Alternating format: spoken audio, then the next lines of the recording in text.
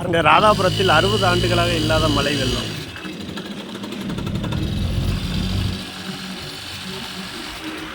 ஒரு சர்ச்சே ஃபுல்லாக மூழ்கி போகுது பாருங்க தண்ணி.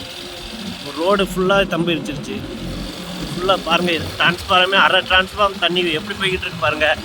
இந்த மாதிரி 60 ஆண்டுகளில் இல்லை அந்தளவுக்கு தண்ணி மழை ஃபுல்லாக வெளுத்து வாங்குது. எங்கேயுமே தண்ணி தட்டுப்பாடுகள் இருந்த காலங்கள் போய் இப்போ இன்றைக்கி பார்த்திங்கன்னா வெள்ளம் இந்த அளவுக்கு பெருக்கெடுது.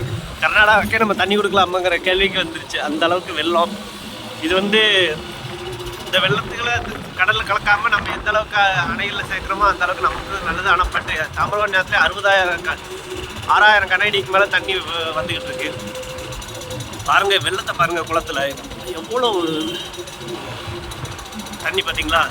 இந்த மாதிரிலாம் ராதாபுரத்தில் நான் பார்த்ததே கிடையாது. இது 60 ஆண்டு.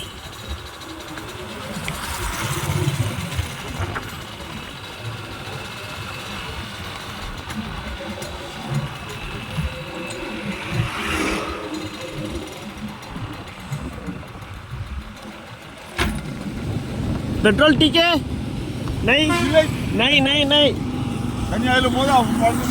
ಇಲ್ಲ ಆಗಲೇ ஆமாம். இது மடையில் நேரத்துலேருந்து போயிட்டு இருக்கு. ஆமாம், இப்போ கொஞ்சம் குறைஞ்சிருக்கும், மடை ரொம்ப விழுந்திருக்கும். கல் தெரியாமல் கல்.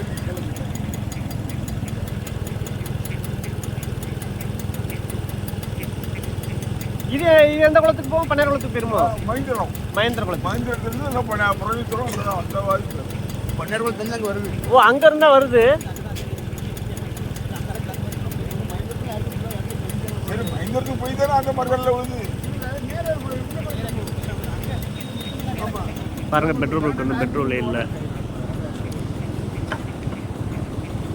இன்னைக்கு. அப்போ இன்னைக்கெல்லாம் வராது பல்லு ஆத்தி.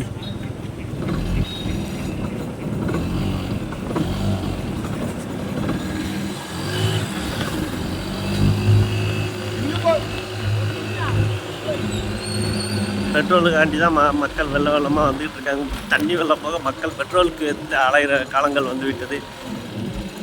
பாருங்கள் வெள்ளத்தை பாருங்கள். ஆடுகள்லாம் இந்த மலையிலையும் மேய்க்க வந்தாகுது. ஆனால் அதுகளுக்கு இறைய வேணும்ல.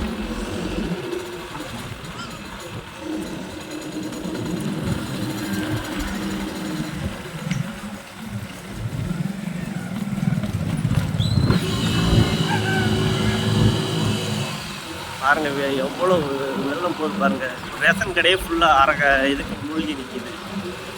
இந்த தப்பு குளம் மாதிரி ஒரு குளம் உண்டு, அதுவும் மூழ்கிடுச்சு.